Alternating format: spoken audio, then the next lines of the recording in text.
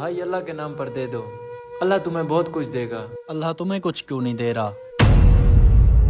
تم اس سے جو مجھے لے کر دے رہے ہو، تم اس سے کیوں نہیں مانگ رہے؟ ایسا کیا کچھ ہو گیا ہے تمہارے اور اس کے درمیان میں کہ تم سب سے تو مانگ رہے ہو لیکن اس سے نہیں مانگ رہے؟ ایسی کیا غلطی ہو گئی ہے؟ جاؤ معاف کرو۔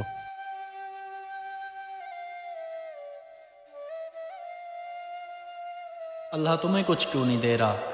تم اس سے جو مجھے لے کر دے رہے ہو، تم اس سے کیوں نہیں مانگ رہے؟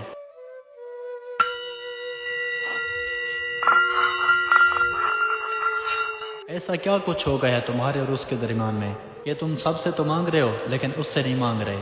تم اس سے جو مجھے لے کر دے رہے ہو، تم اس سے کیوں نہیں مانگ رہے؟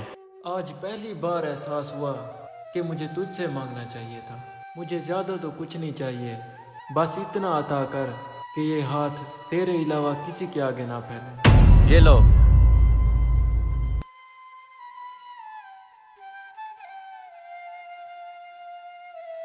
ہمیشہ تو مانگتا رہتا تھا، میں نہیں دیتا تھا۔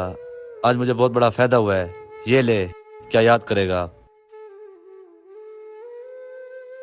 لیکن آج مجھے نہیں چاہیے۔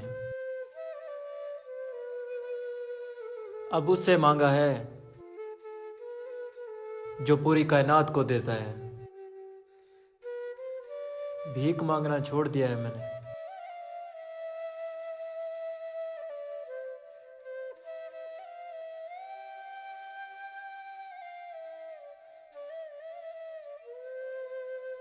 تمہاری یہ بات میرے دل میں اتر گئی ہے۔ میرے ساتھ بزنس کرے گا؟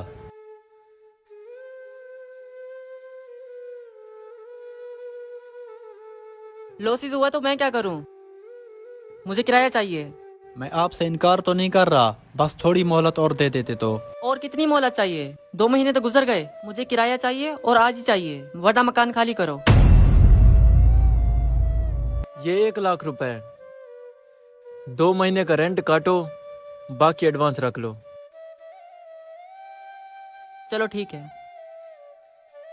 آپ نے میرے پیسے دیے؟ میں نے آپ کو پہچانا نہیں۔ پہچان جاؤ گے۔ ایکسکیوز می، مجھے نہیں معلوم کہ آپ کون ہیں اور یہ کیا معاملہ ہے، لیکن یہ آپ کا احسان میں زندگی بھر نہیں بھول پاؤں گا۔ احسان کے بدلے احسان ہوتا ہے، اور افضل احسان وہ ہوتا ہے جو پہلی بار کیا جائے۔ آپ نے مجھ پہ پہلی بار احسان کیا تھا۔ احسان کون سا؟ خدا کے پاس جو میرے خزانے کے دروازے بند پڑے تھے، اس کی چابی آپ نے دلوائی تھی۔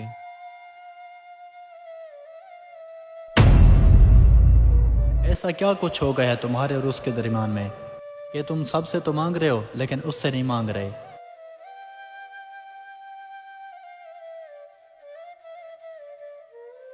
بھائی اللہ کے نام پر کچھ دے دو۔